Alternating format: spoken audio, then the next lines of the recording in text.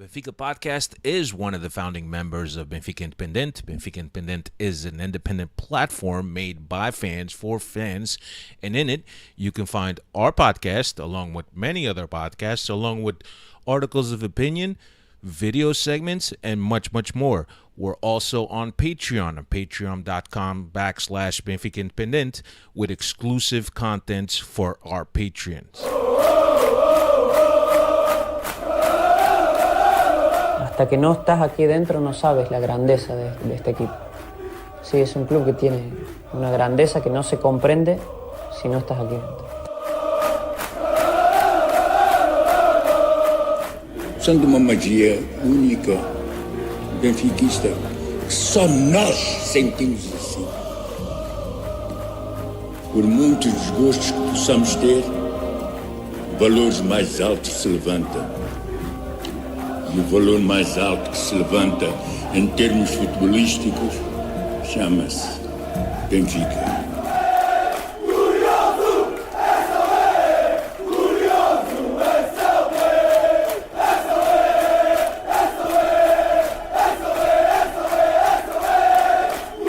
Quero o Benfica intimidar o adversário. Quero o manto sagrado entrar com vocês em qualquer estado e assustados, pá! É isso que eu quero!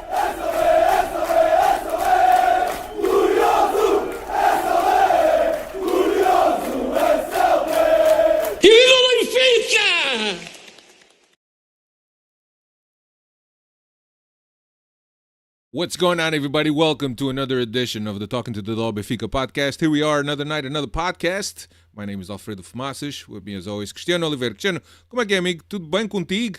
Estás satisfeito? Estás de barriguinha cheia?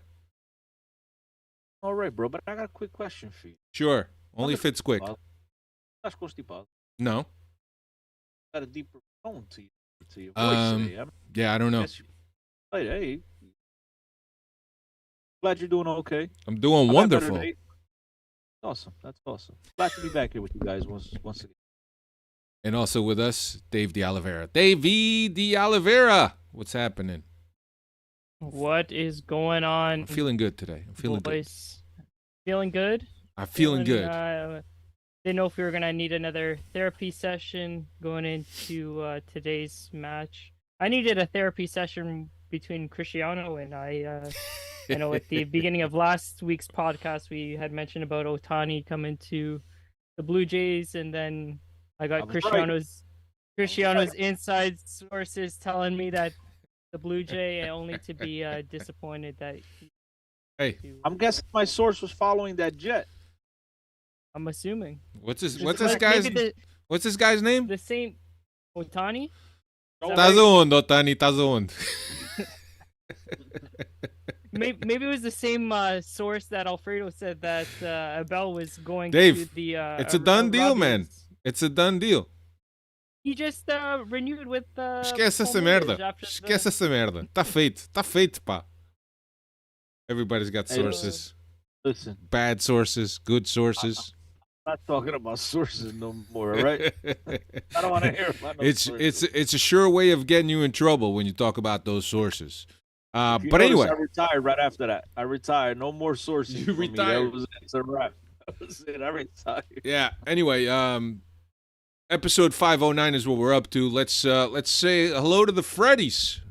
People got in early. Jason, let me see who's in here. Boris. I haven't seen Boris in a while. Boris is the type of guy who only shows up on wins. That's why we haven't seen him in a while. Flavio Ferreira. Boris Negrarosa. Oh, not Milutinovic? No. You remember him, right? No, he's over in some third world country trying to revive their soccer program.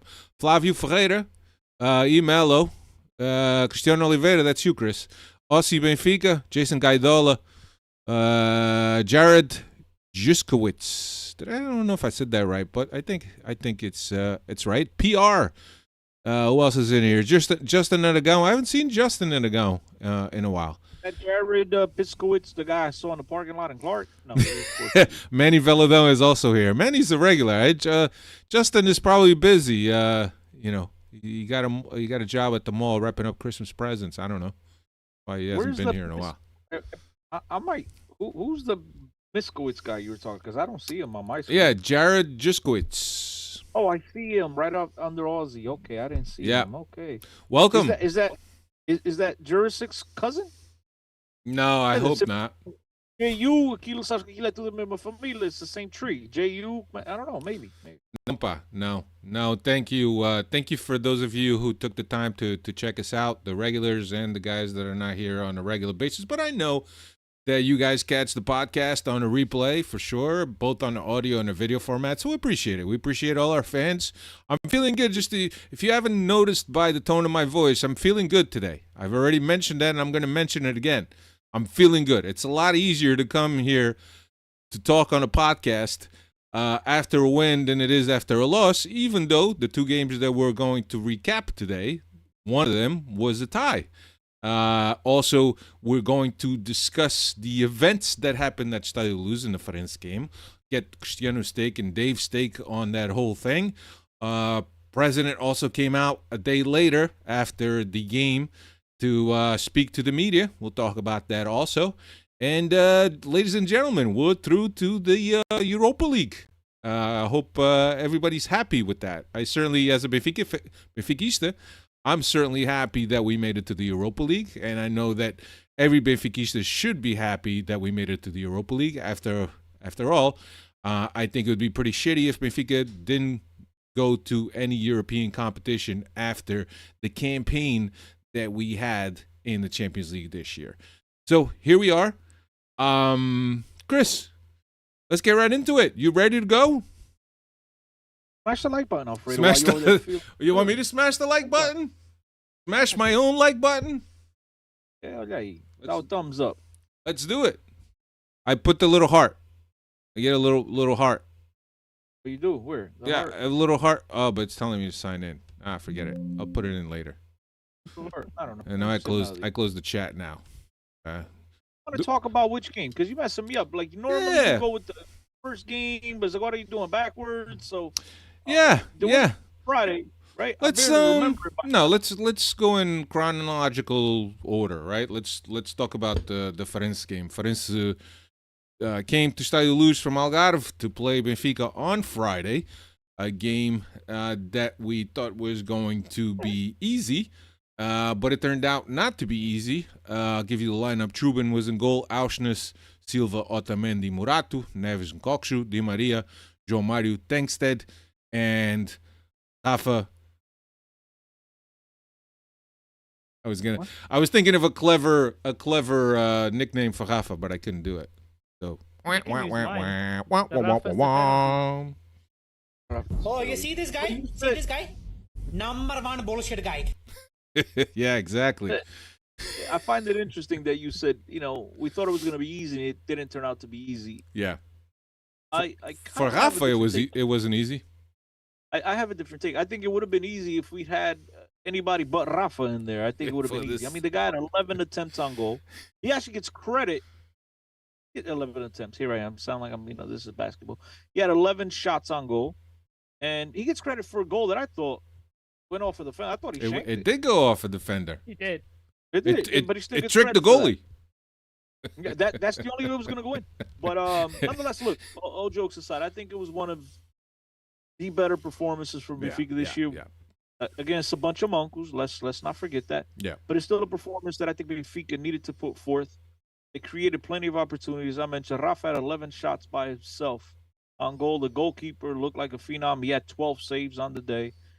He could not score. Obviously took a fortuitous deflection for the ball to go in, and we thought Benfica was still going to apply more pressure, which they did, but unfortunately, it just wasn't their day. Yeah. But I was glad to finally see this team putting up a fight.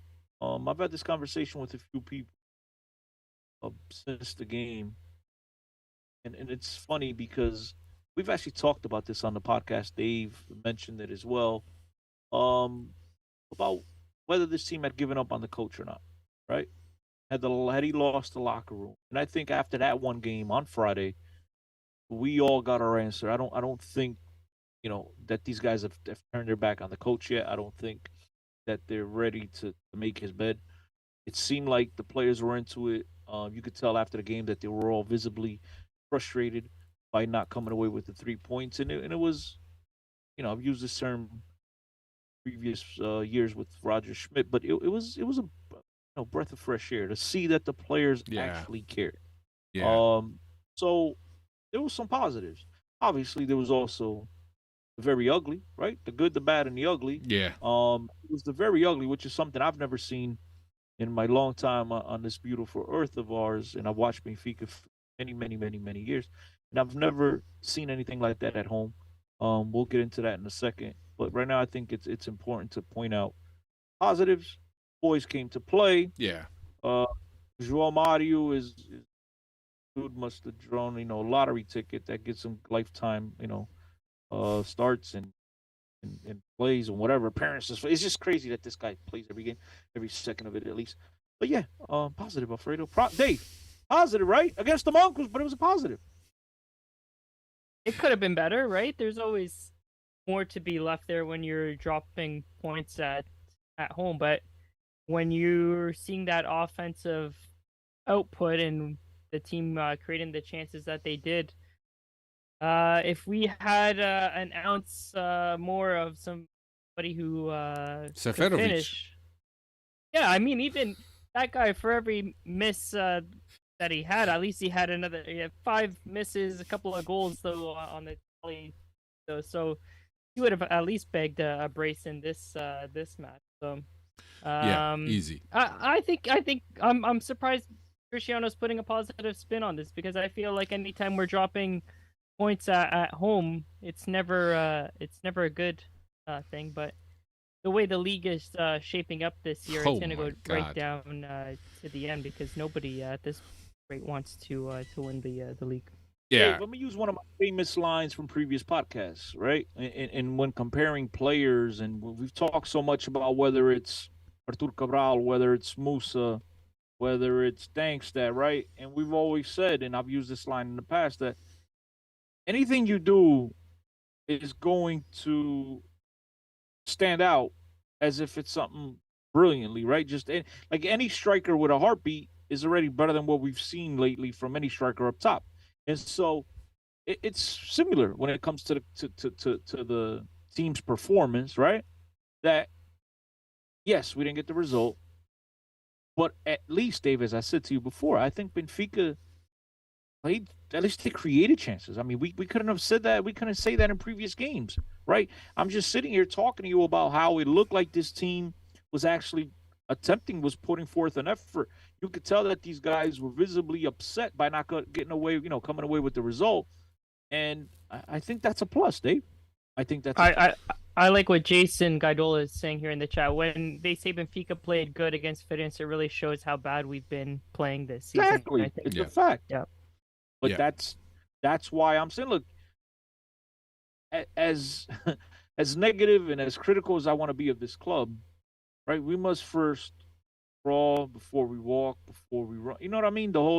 And like, this team needs some positivity if it is going to turn the table. Obviously, you had the great comeback victory, which is about the only thing that was great about that game was the last 5 minutes, the comeback victory against Sporting, because we were just we 3 minutes we away didn't play well from being down 6 points. But the result was what what was impressive, because the performance was shit. That's why I still don't understand why Roger Schmidt got upset with the report of Frasca, because I thought that was but that's just me. I don't want to go down that road again.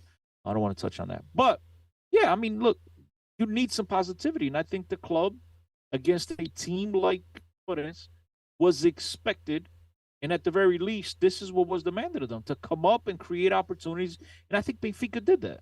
Again, you take out Rafa and you put any one of the strikers from our rivals, and it's a totally different game. I think Benfica comes away winning this game comfortable. We're sitting here talking in a different light. So I think it was a positive, man. It's a lot better than the previous, what was it, 0-0 and 1-1 draws? I mean, Dave, it's a lot better, right? No? Yeah. I thought that that Benfica created a lot of chances. And oftentimes we're talking about games and Benfica doesn't create enough. And the little chances that Benfica creates, seems that people, or Rafa wasting, right? Or the players are wasting them. So the fact that we created that many chances, 37 shots, 14 of them on net. If we would have at least put a quarter of those 14, we would have won this game easily. As a matter of fact, the teams go into the locker room, and by the flow and the amount of opportunities that Benfica had, you could have said easily that Benfica could have been up 3-4-0 at the half with the amount of chances that they had. Very wasteful, Rafa. And look, it's one of those games that you look at it, and there's games that you look and Benfica misses. The ball hits the post. The goalie, which this goalie also performed very, very, very well, had a game of his life perhaps. But there's times you're sitting there, it's like, this is just bad luck that the ball is not going in. And you could be there 2-3 hours and the ball is not going in. But in this instance, you get the feeling that we just suck. We can't fucking finish. As I'm looking at this, and it's different when it's you consider yourself unlucky and you're just can't finish.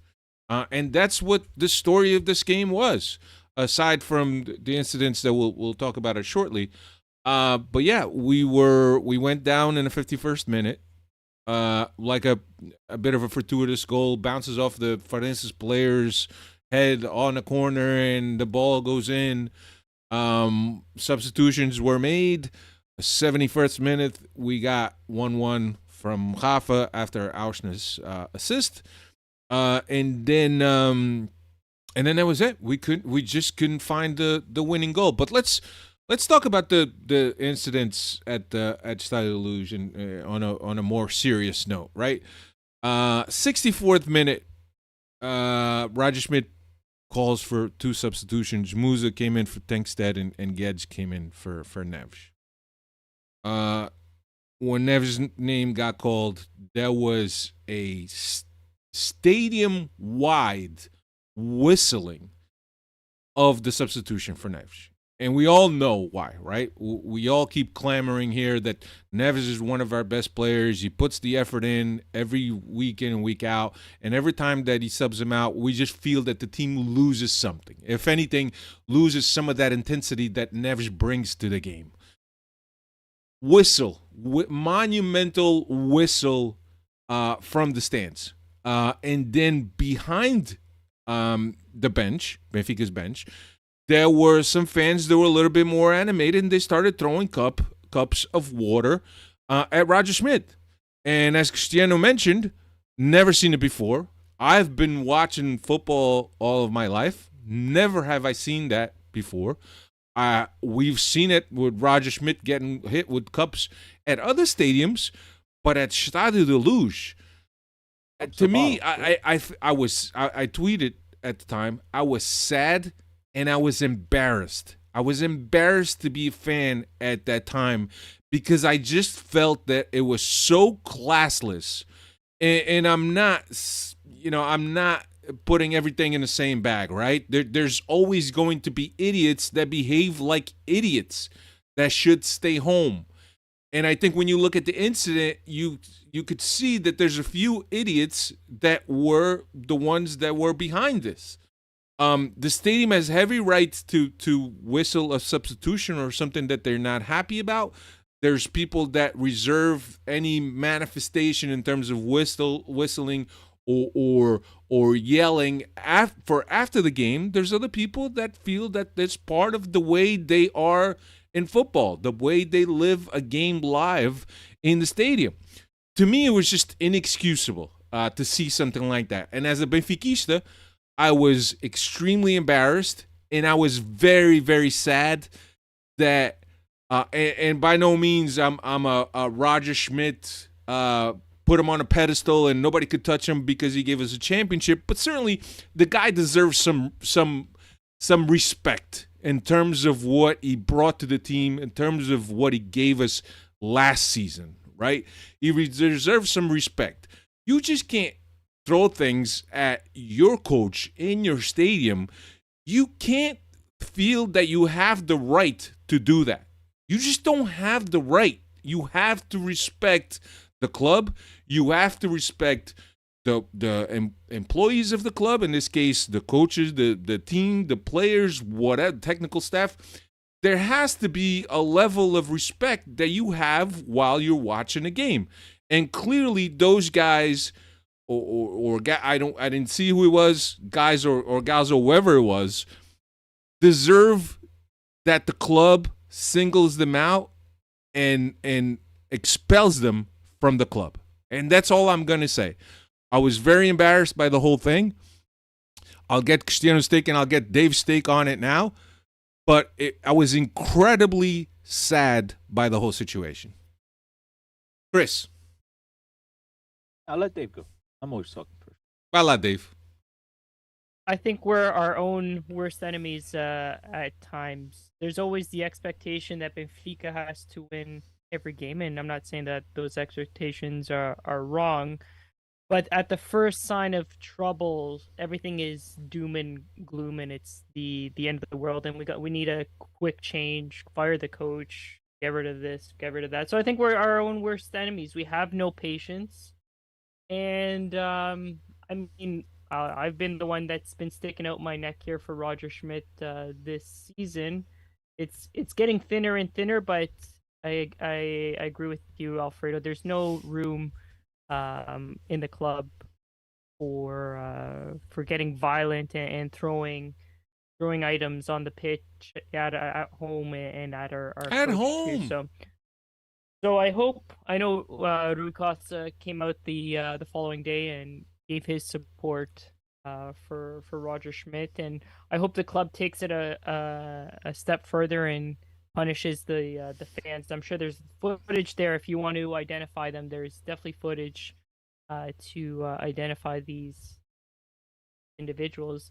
Now, I've got a question between you and Cristiano. Maybe you guys know. Are those seats behind the bench? I'm assuming they're a pretty penny, right? Like, it's not just like your cheap seats. Like, sometimes you can make the arguments that it's cheaper seats and it's more rowdier fan base, but I've never seen that section or that area of the stadium be known as a rowdy. Most of those people rip pass, Dave. They're season tickets. So yeah, as you mentioned before, it's easy to identify those people. Again, I think they'll have their subscription or whatever it is to Red Pass. Yeah, I mean, if they really wanted to do something, I'm pretty sure they can. It's central too. Usually, seats that are central, regardless of the level, obviously, then it changes, right?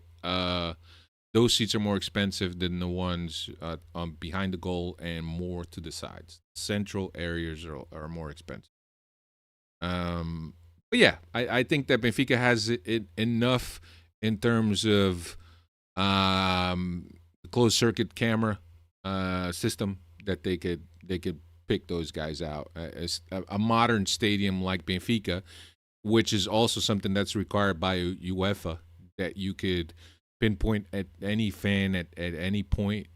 I'm sure Benfica has that in course. But Chris, your thoughts?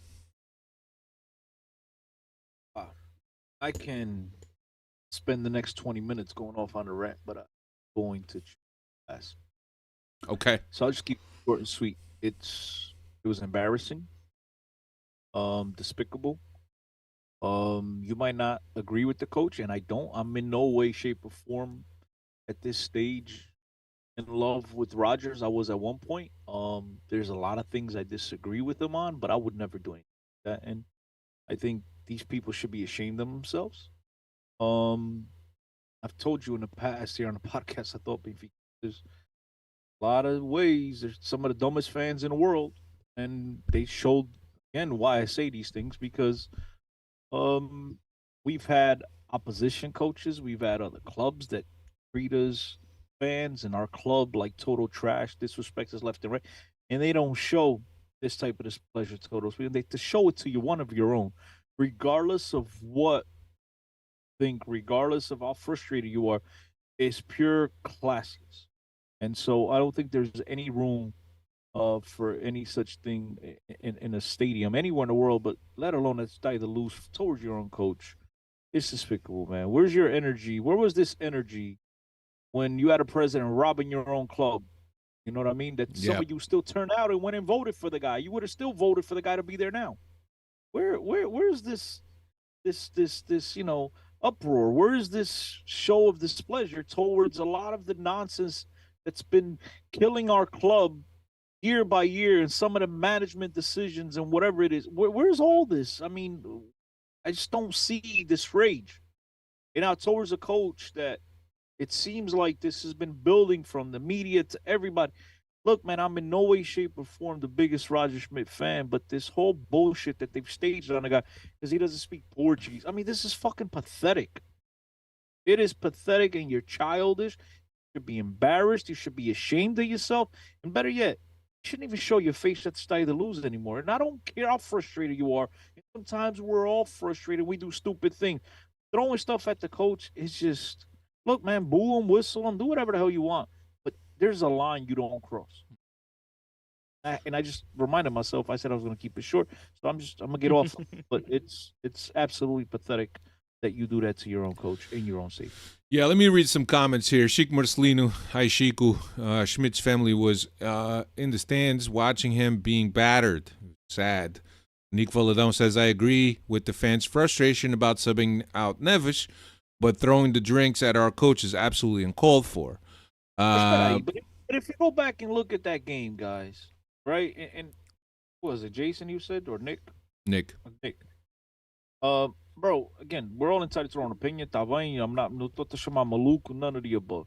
But if you look at the game, Neves, there was a play a few minutes earlier where Neves got sandwiched between two Farense players, and the dude was limping. The dude was not himself the rest of the game. So a lot of times what seems to us on the outside, the players is fine. Look, they wear these monitors around their chest, right? And whoever's the analytics is sitting there studying whether these players are still performing to the level that they were at one, because this is how all this shit is looked at nowadays, right? A lot of people have no clue that this even goes on, but you can tell on your computer monitor who's running, has this guy dropped his levels, the whole nine. And I'm pretty sure João Neves, who had been limping for about 10 minutes, was giving up the ball a ton of times, wasn't performing, at least by the numbers, wasn't playing up to the level that he was maybe a few minutes earlier. And the coach said, look, there's something, maybe there's something wrong with him. And they took him out. Yeah. Because João Neves was clearly limping, guys. I understand that João Neves has been, one of the few bright lights on this team so far, bright spots on this team so far this year. But there's a lot that goes into this. And look, and I'm no fan of some of his decisions. I don't understand how João Mari finishes the fucking game on the field again. I get it. But in this case, I think João Neves was hobbling a little bit. It turned out to be the right move, because João Mário came to the middle, and Benfica were better with João Mário in the middle in terms of going forward in the offensive transition. Turned out to be the right move. Let me read some more comments here. Let's see. I lost my spot. Jason Gaidola says it was embarrassing to see fans throw shit on a field, but the whole team deserves to get booed. Look, I think as a paying fan, you have the right to express how you feel, but I think that you can't cross that line. Raining Entertainment says I'd never do it, but I can see the buildup of emotion. I think this whole João Neves thing is a thing that's been building up now for a few games. That every time that he pulls João Neves, people are not happy, and I think it was just the culminating of the whole thing. Nick Valadon says, I agree, boo and whistle is no problem. We pay for the tickets and the socio fees, so we are well within our right to vent our frustrations. I get that. Boris says, frustration due to poor planning of the season. I saw the writing on the wall already in preseason. Ridiculous loss to Burnley. Come on, Boris. It's a little bit too early to pass a sentence on this team, but if you want to do it, go ahead. Raining Entertainment, hasn't Schmidt always substituted his midfield? I don't know. He made one switch and people switched on. Why can't João Mário play in the midfield for the final minutes?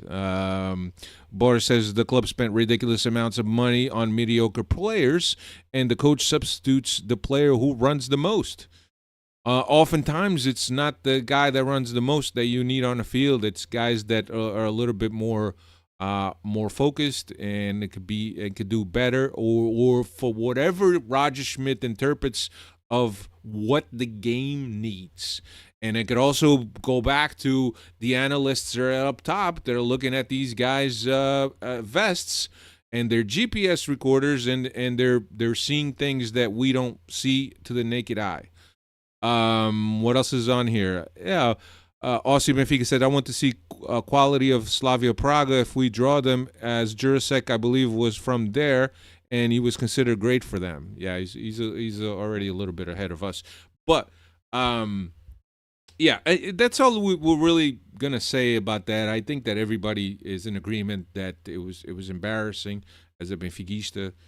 Let me talk about Rui Costa, right? Because there was a presser afterwards in Roger Schmidt, and Roger Schmidt was very direct. He was very direct, and he said that type of negativity, and obviously he respects, he understands the fans' frustrations, but that type of negativity and crossing the line, he said, if you're going to come to the stadium and behave like that, then you might as well stay home, because we don't need that. And I get it. He's trying to create this positive atmosphere around the team. When everybody thinks that this team is going down, down the downward spiral, he's trying to keep a hold of the team, and he's trying to make sure that the fans stay with the team. It's hard, but he was very direct. To me, I don't have a problem with what he said.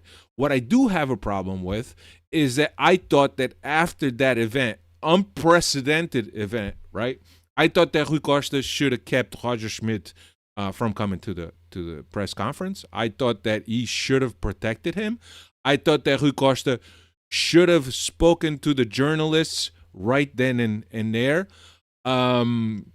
Whether or not he feels he needs to every week he needs to come out and say that, I'm behind Roger Schmidt, he doesn't really need to do that. He said that in the day after, when the journalists were talking about it, he said, I talk to Roger Schmidt almost every single day, and he knows how I feel about him. He feels that I back him, and I continue to back him. So I don't feel that I need to publicly announce that. Which I understand. My problem was that I felt that Rui Costa should have came out that day right after the game and not let Roger Schmidt out to the presser. Because if Benfica has detected, and we kind of all agree with that there's this crusade against Roger Schmidt by the media, I think that he needs to protect them at that time. Why throw him to the wolves? Or maybe Roger Schmidt, or maybe he tried to do it in Roger Schmidt. No. I'll go. I'll handle it. We don't know what happened. But to me, I think I liked what Rui Costa said. I just think it's a day too late for me. I don't know. Thoughts, boys? Dave, you go first since you're going first. Yes and no. It would have been nice to. I think I don't have a problem with Roger going out there after the match. And then Rui Costa came the next day. Could he have came on that night to support him? Yes, because there was still time the evening without being after midnight or whatever. It was an earlier game, so there was time for Rui Costa to put out a statement or to hold a presser. But ultimately, the message was there. Sometimes these can be the kiss of death too, eh? Whenever you get the director's blessing or the vote of confidence, the next week the guy's good this as was gone. different, Dave. This Yeah, is, so I this hope has I'm nothing to do with the result of the game. This is one of those that I think Rui Costa should have come out the tunnel and put his hand around his coach and walked him through the tunnel, walked him straight to the press conference, says this shit is not allowed here. We will not tolerate, regardless of the results, regardless if we're in last place, which is something none of us want to ever see or even think about. But doesn't matter. you don't do this to our coach. And I think he missed an opportunity. Now, he came out the next day. It's fine and dandy. But the day before, right after the match, as the match was ending, his arm around the coach would have sent a totally different message. Yeah.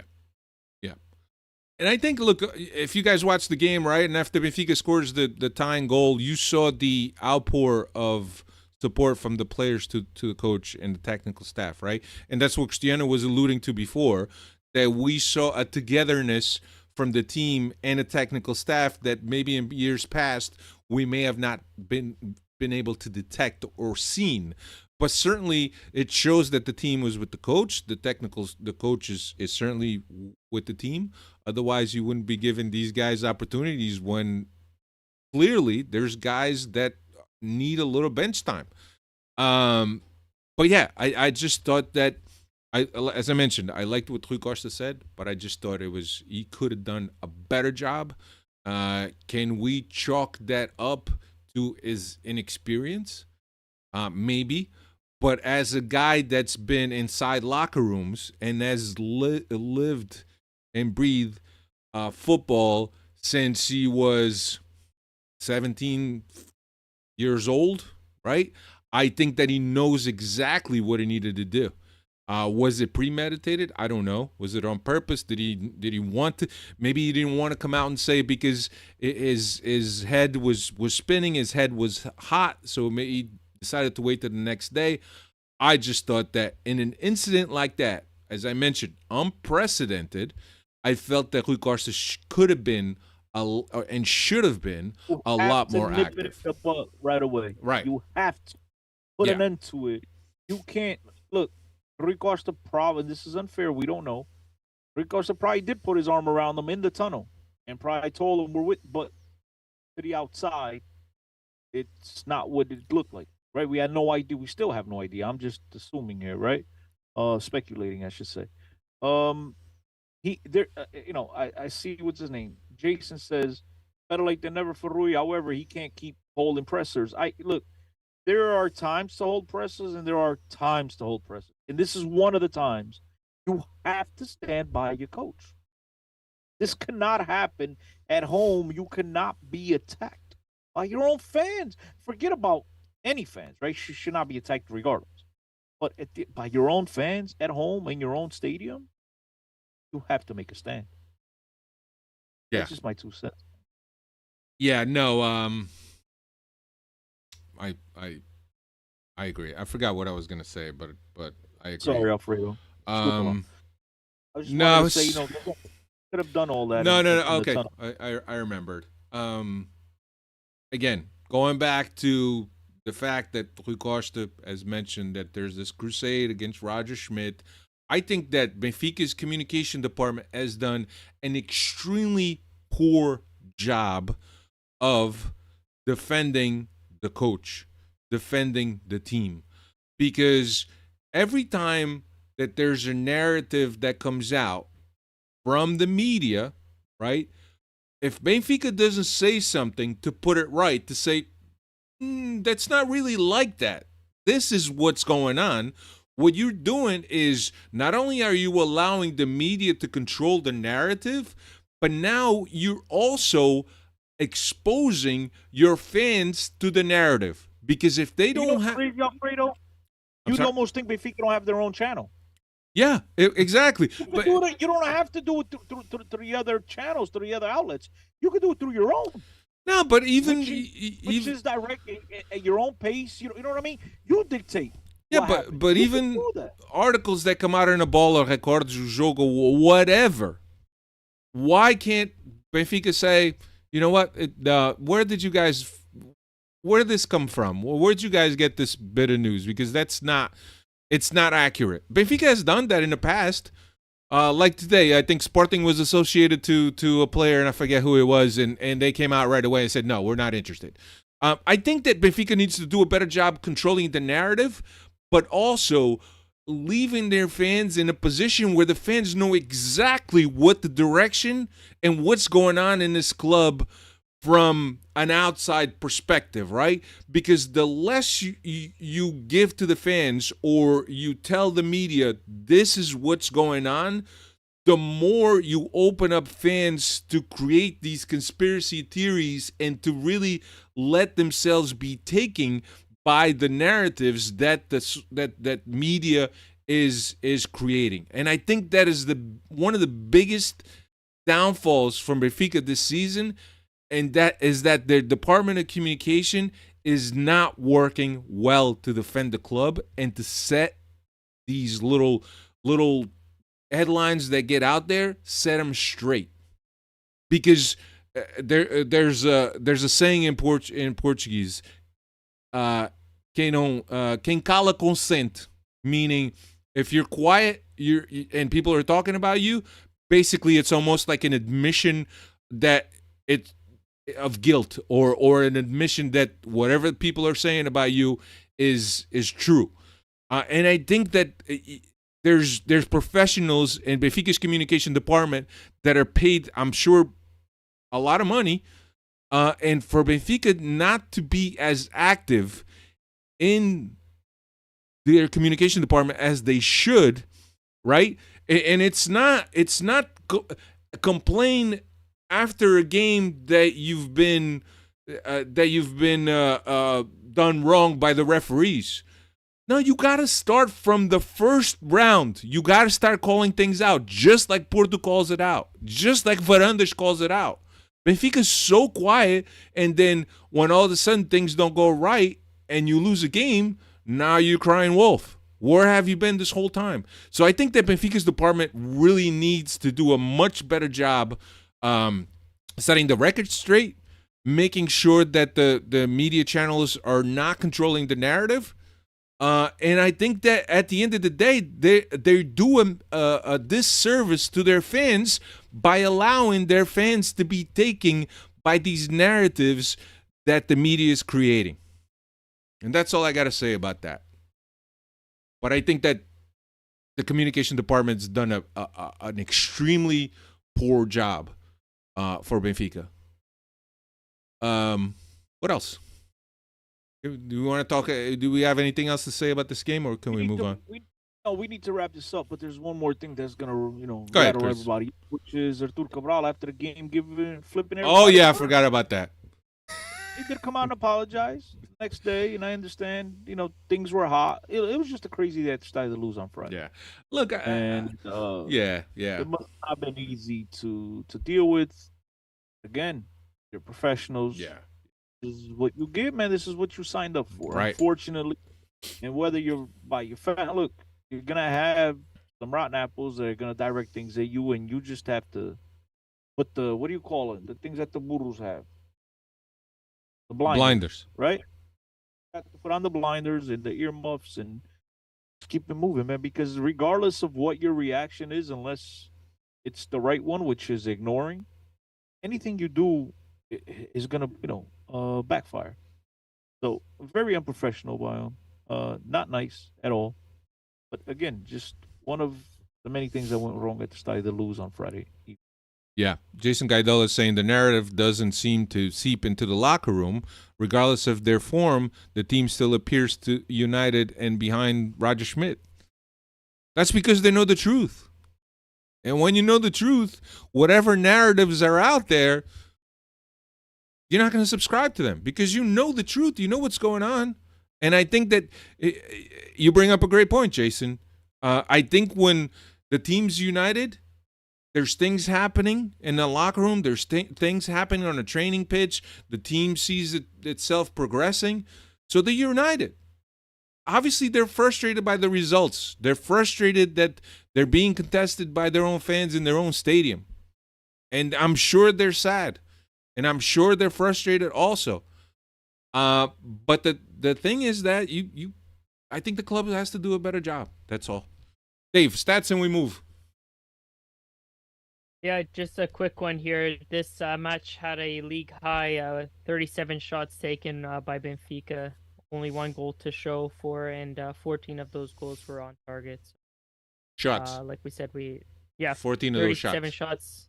You said 14 of those goals. Oh wait, so I'm 14 of those shots on goal. Sorry, I'm confused. You said 14 of those goals. That would have been some type of record. I'm confused because Alfredo before said 37 shots. 37 You just said shots. 37 shots. You said 14 of those on goal. On target, yep. But he only gets credited with 12 saves. Plus the goal, that's 13. So where does the 14th come from? I'm confused. We had a crossbar a couple times. That's not on goal. That's not on goal. 8 on goal? On the crossbar is not goal? It's not on goal. Oh, no? I don't know how they classify it. We get our stats in different places. Maybe that's why. I don't know. But, No, but what I'm not questioning you guys. I'm just wondering, like, the guy got credited with 12 saves. Rafa had 11 shots. Right? yeah. He scored. So 12 saves, 14. I don't know. I'm confused. I'm lost. Yeah. So, Nah, don't try to make sense of it, Chris. It's just a numbers game. We're not good at numbers. You know that. 37 shots, 14 on target, 8 big chances. 28 shots of those 37 shots were inside the box. Crazy. Just crazy stuff. Anyway, moving on. The bigger and better things. Match day 6 of the Champions League. Benfica traveled to Austria, specifically to Salzburg, to play local team. I just want to say Boris is on fire. He is lighting everybody up in the chat. He came with one of those Coca-Cola with ice is not shit, he says. Yeah, because she says you can't be throwing shit at people, and he goes, Coca-Cola with ice is not shit. Boris is on fire. He's lighting everyone up on fire. He came with one of those cans, gas cans, and just spraying it all over Gaslighting people. Gaslighting. Everybody, Everybody, behave. Be nice. Be courteous to each other. All right. We have the freedom to offer our opinion. Everybody does, but be respectful of each other, just like we should be respectful to Roger Schmidt. Anyway, Salzburg. Smash the like button while you're there. If you're frustrated, go and smash the like button. Salzburg, Benfica coming into this game having to win by 2 goals. Truban was in goal. Auschnitz Araújo, who came in for Tony Silva, who was serving a red card suspension. Otamendi and Muratu. Muratu stayed on the left. There was a lot of guessing on whether or not Muratu was going to go to the center of defense and who's going to play on the left. Could have been Auschnitz with Araújo going to the right, but it turned out to be Araújo in the middle, which is fine by me. Neves and Kakshu in the middle, Di Maria, Rafa, and João Mário behind Tengsted. So basically, not too different from the lineup that we played against Farense, with the only thing obviously being Tony Silva out and Araújo coming in. I was just watching the game before we started the podcast, so the game is pretty fresh in my mind. And again, watching this first half, I really thought the first 30, 35 minutes, I thought that Benfica did very well. Pressed high, were pinging the ball around. Players were moving. Players were pressing. The combinations were happening. There was flow. There was some opportunities.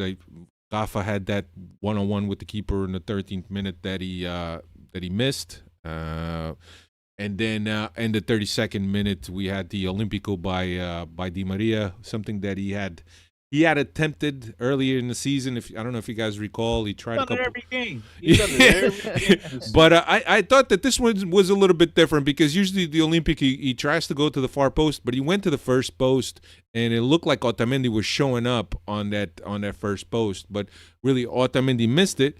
Goalkeeper was expecting a deflection, ended up missing it, and then he still tried to get a hand to it, and it was too late. So a good start by Benfica, something that really rewarded Benfica and what Benfica had been doing to that time. And then right before the half, Rafa scored from a Di Maria assist, put Benfica 2-0, and at a level that now we're comfortable. So we went into the locker room having accomplished the 2-goal lead that we needed.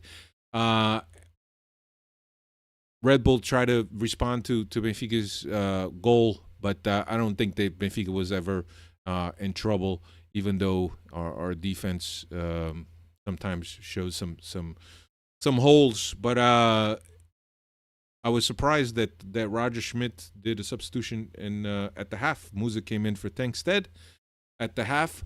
Perhaps him thinking that I may not need a guy that is moving all over the place, that's looking for lanes, but rather a guy that's going to be more positional, that's going to be able to hold those center backs back. I don't know what the thought process was behind it, but I do know that Musa came in. Chris, what did you think? I don't know why Tankstead plays. I don't know why Musa plays, but I know they came in. Okay, great. Yeah, that's pretty much my observation But again, as well. did you feel that there was a good first half by Benfica along the same lines of the Farense game? Yeah, I mean, Benfica created plenty of chances. They had all the pressure and the obligation to come forward and looking for a result. They needed to come away with a victory of 2 or more goals in order to advance and stay alive in European competitions. So Benfica had to come forward, and they tried and they created. Unfortunately, we still have that one guy that played on Friday for Benfica up top with the beard. He was there again today. But fortunately, he did come through at one point. Yeah. So got a couple bangers in the back of the net. Di Maria going near post, as you mentioned with the Olympico. He's done that. I mean, I think I've seen him do that in every game he's played, it seems like. For Benfica. So credit to him for finally getting it off. And Rafa finally gets to one, shoots it across the second post. And before you know, Benfica's up 2-0 and thinking it's going to be smooth sailing. But as we know, everything so far from this season with Benfica is everything but smooth sailing. And Benfica had to hold on a little bit there. But Yeah. in the end, the Birdman. the Birdman. No longer called Pequeña Man. It's the Birdman. The Birdman came through. Yeah. And Benfica celebrated like they won the World Cup. But whatever. Benfica won the game, and they're still alive, and it's $3 million in the bank. It's some more points in their coefficiency. So all in all, a good result. Benfica once again showed that they're still with Roger Schmidt. Roger Schmidt still played João Mario all game, I believe, which is fucking amazing.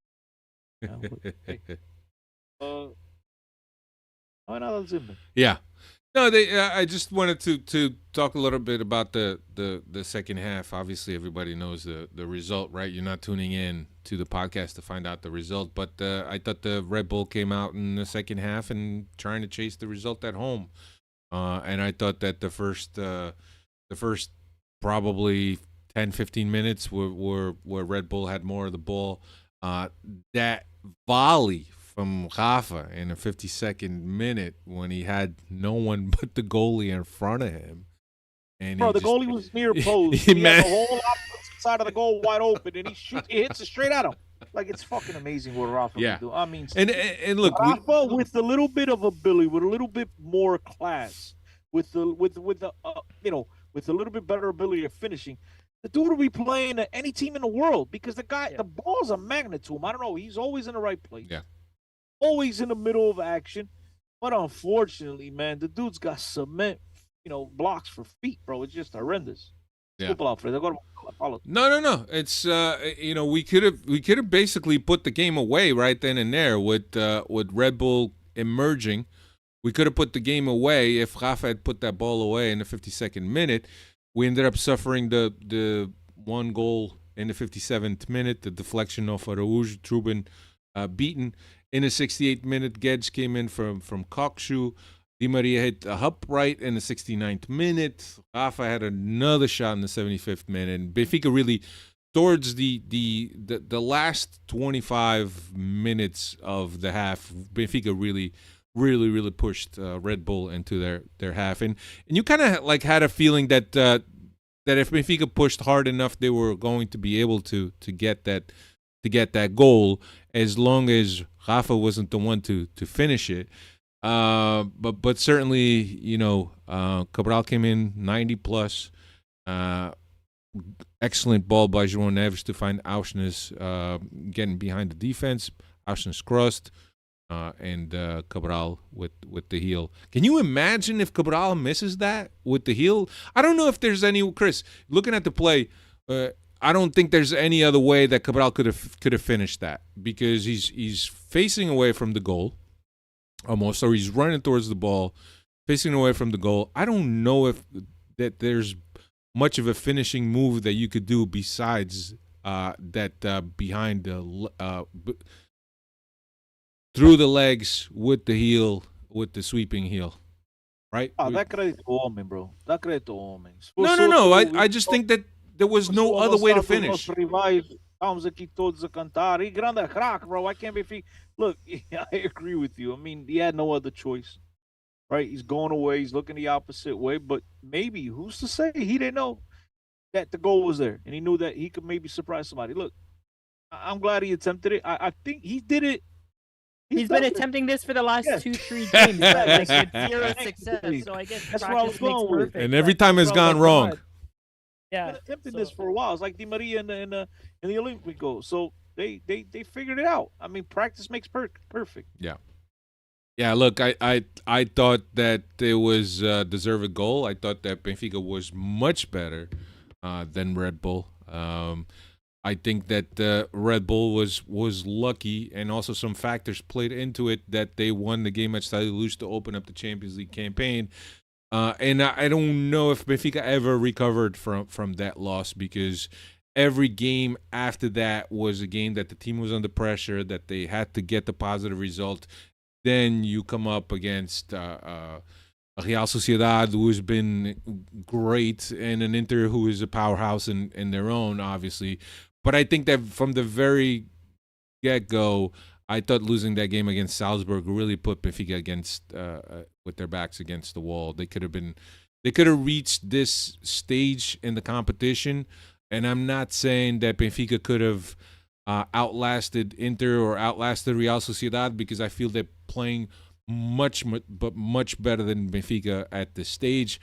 But I think that Benfica could have been in a much more comfortable position heading into this final match day, and not needing to win by 2 goals. But look, we won by 2 goals. I think that's what we needed. I think the team deserved it. And look, I do understand you saying that the team's celebrating like they won the Champions League or whatever. But for me, I think it's something that's very simple. I think the team needed a win. They needed a win.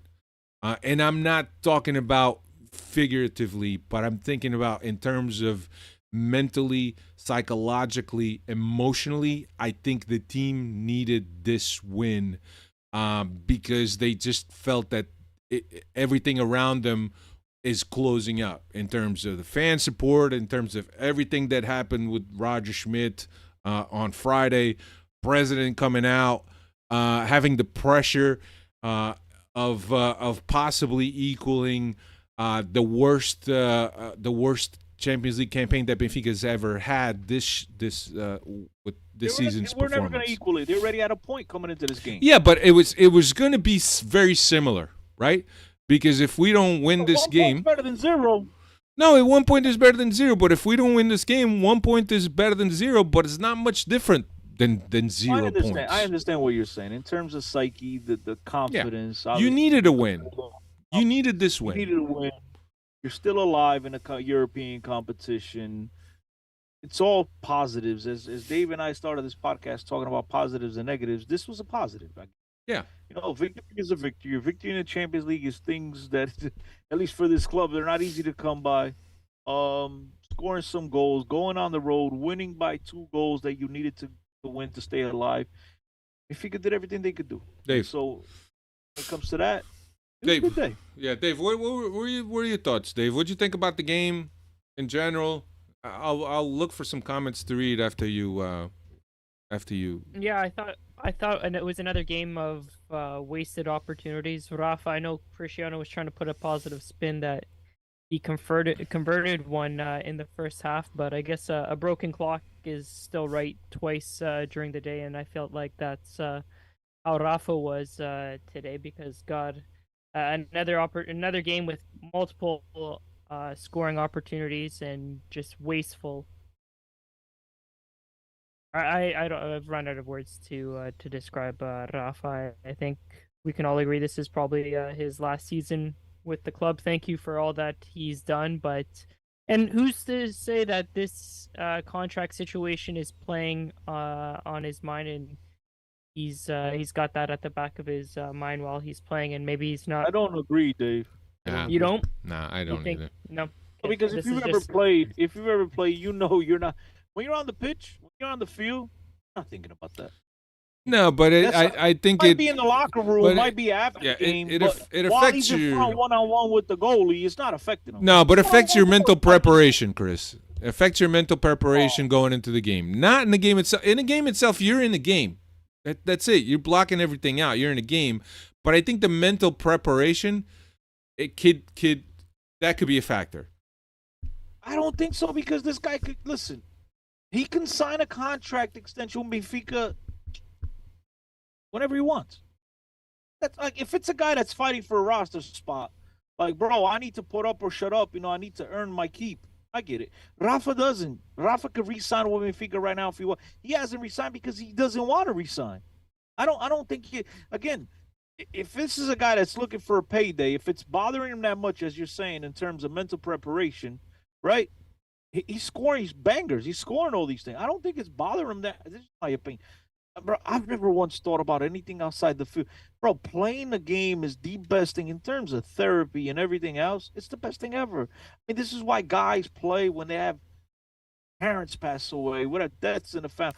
They opt to play because for those 2 hours, nothing else around you matters. You're not thinking about shit. Yeah, but that depends on your mindset going into the game.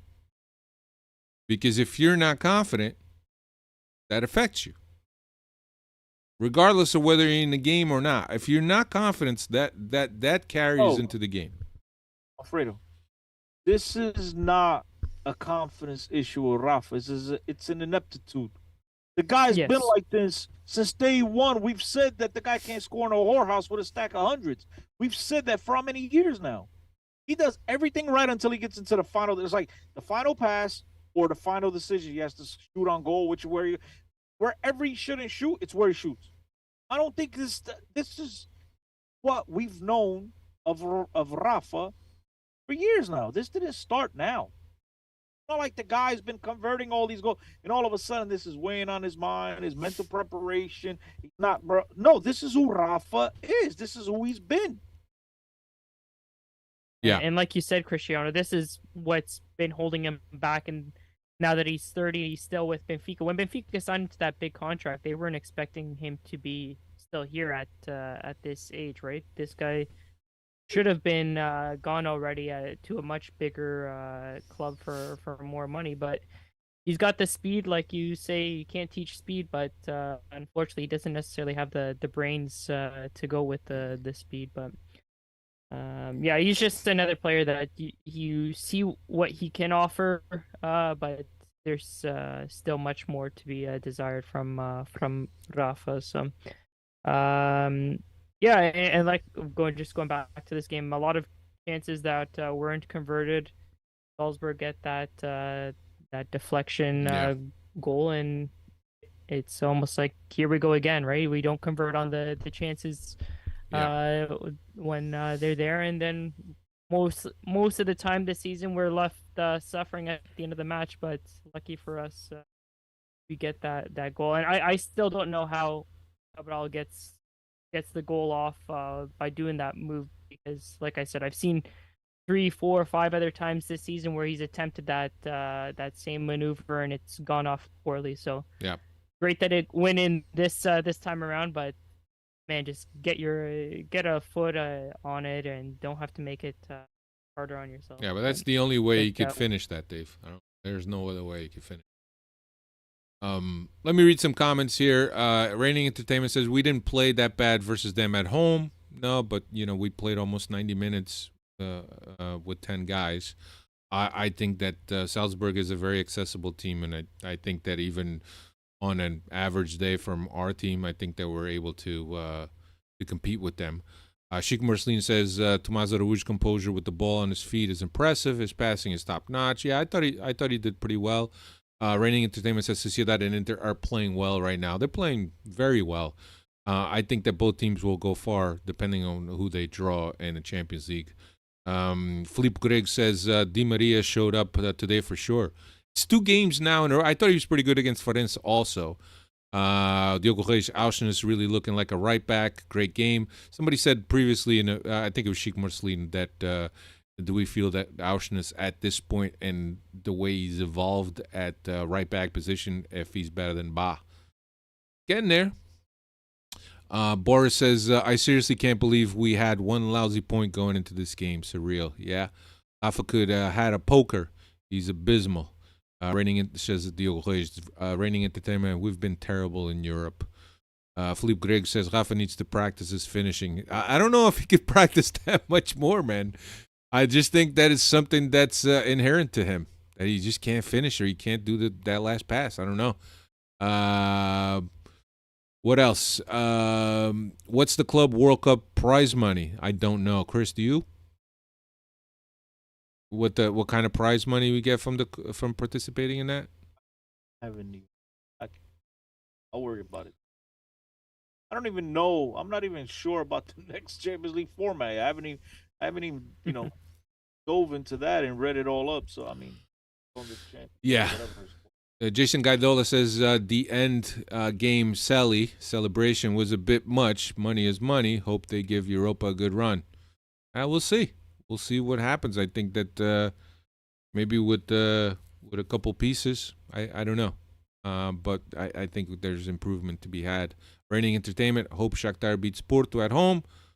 We don't want that if we're talking about. No, I think that I saw World Cup. Yeah, but I read something that Benfica supposedly is already in regardless. Brian Peters says, okay, I haven't been on here in a while. Why can't we see Cristiano? Is he hiding from the Italian mafia? Yeah. Shh, Brian, não digas nada, pá. Totson Araújo, I thought he played very well. Was unlucky with his deflected goal. Yeah, I agree. I thought he was well. He showed composure in the back when Red Bull Salzburg was pressing, and they did press in the beginning of the second half. Rafa with no nets is a Ballon d'Or winner every year. Rafa is probably a great horseshoes player. You just need to be close enough. Chico Marcelin says, with European games on Thursdays, get ready for many league games on Mondays going from now on.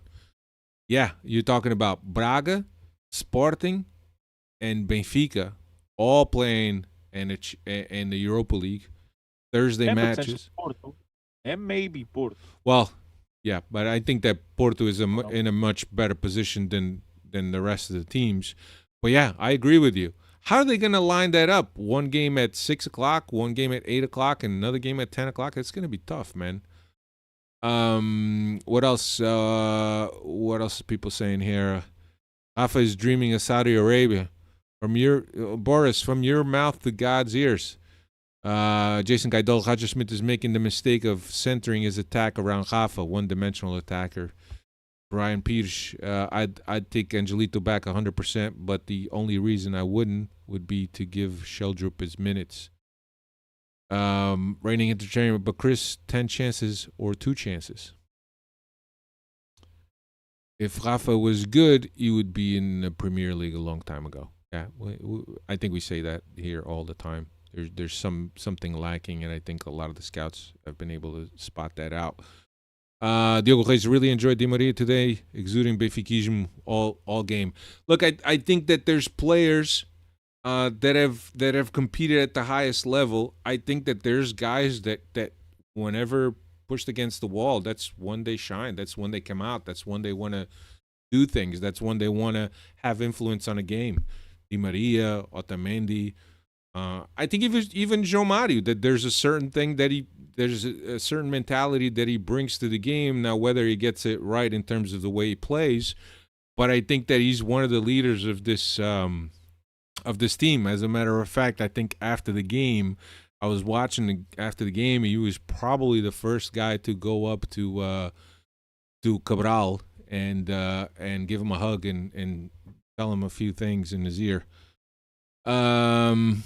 What else? All right, let's move on to the next one.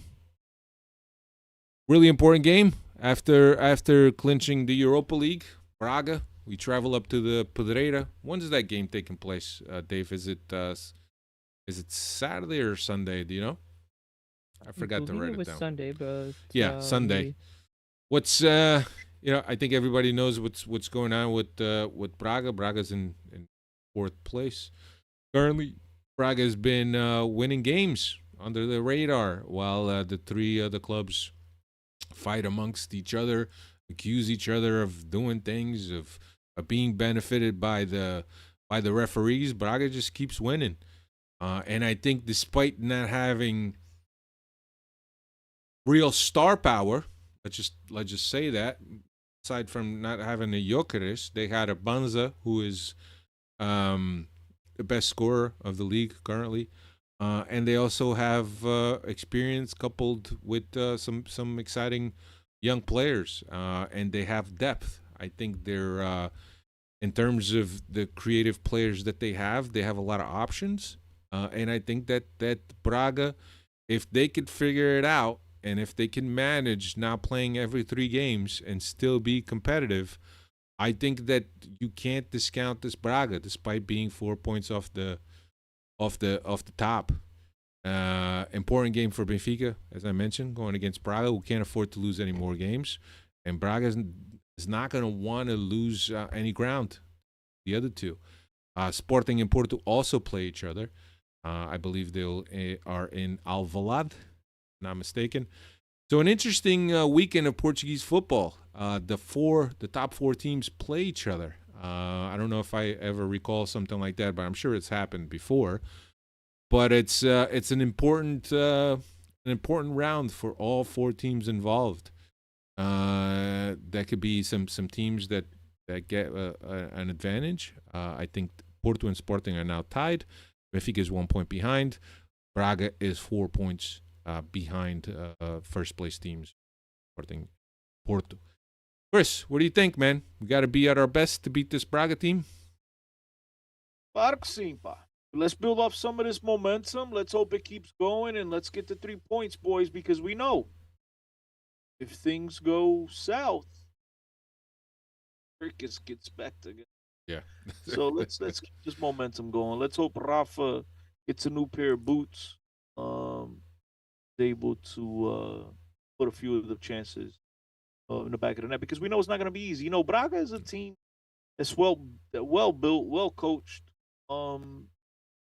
They've also, as you said before, qualified for the Europa League, coming off of disappointing Champions League. But for them, they're in a very tough group as well. For them, it's, they're just glad to be there. But they're going to want to show the world that they're, to be taken seriously, because everybody, when they play Benfica, that's just the way it is. It's their Super Bowl. But Benfica has to build off of the positive results. Obviously, on Friday wasn't positive. You got the 1 point. And at the end of the day, if you really wanted to keep things positive, you got 1 point closer to the top of the Portuguese league. Yeah. With that 1 point. Yeah. You know what I'm saying? So we need to build off of these things, and let's hope that the boys are with Roger. Let's hope that they start putting away some of their chances, like that we can stop having these heart attacks during the Benfica. Yeah. No, look, I think the weekend, despite the result, it ended up being a positive weekend for Benfica, with Sporting losing and Benfica not really losing any ground to Sporting. But it could have been worse. Dave, what did you say? What is Braga up to? I think we all know, but if you have stats, well, they've got I was just gonna say, expect goals from this match. They've got the best attack, scoring 36 goals this season in 13 games here. So our defense hasn't looked solid. So yeah, over 2.5, boys.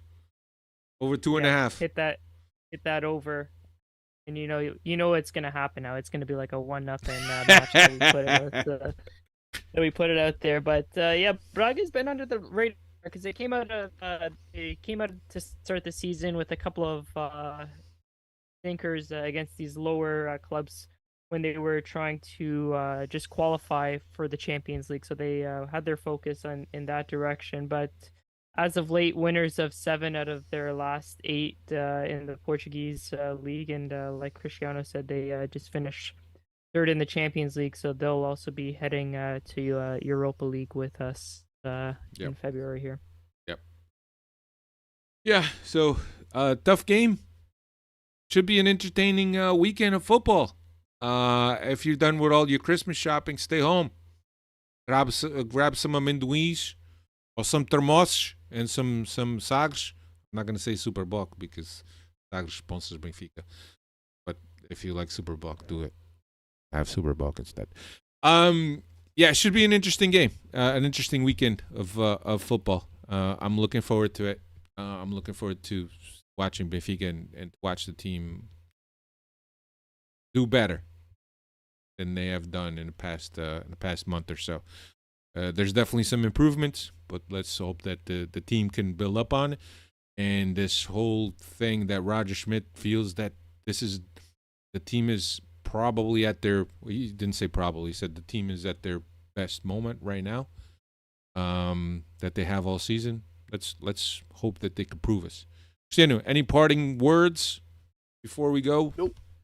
We're on the right path, baby. What about you, Dave? I mean, it's on the right path because we had a positive outcome today. If we recorded this another day, if Cabral's pirouette didn't go in, it should have been another long therapy session. But we got to take these positives when we can. Yeah, I agree. Thank you. Go ahead, Chris. That's football, Felicia. Sometimes they go in, sometimes they don't. And, you know, the whole outlook on things, Dave, very different. But luckily this time it went our way. The Picanha boy came through. So He said boy. The Birdman. Somebody, that's right. The Birdman. Somebody was saying that on the chat. I forget who it was. Forgive me. That Arturo Cabral is going to go on a tear and he's going to finish up best scorer. Bola de Prata. I'd love that. I think he starts Sunday. You think so? You think he starts Sunday? Well, he's still scoreless, right? In league competition, right? He's only scored in the tosses. He scored that one goal, bro. We know that one. That was his. Come on, stop. The ass goal, the ass goal. That was his, and they gave it to what's his name? They gave it Arsenis. Yeah. But you're right. That was his goal. Look, if you want to follow the same logic of Tankstead, then Cabral starts. Because remember, Tankstead scored the winning goal against Sporting in a 90 plus. So maybe Cabral starts. I don't know. Did you see anything from both the other monks today that tell you they should, either one of them should start? No, I haven't. It's just é como dizia o outro, o cavalo passa a porta de todos, and I think today o cavalo passou a porta do Birdman, and he's gonna be the new guy. That's right. Until he shows that he can't do it, then it'll be another one of those other guys. I don't know. Yeah. Anyway, thanks to all the Freddies that were active in the chat. For those of you guys just watching, we appreciate you also. Thanks everybody. Boris, stop gaslighting people, man. Come on, be nice. No, just joking. Thanks everybody that joined us on the chat once again. We love you all, and Carrega Benfica. Later.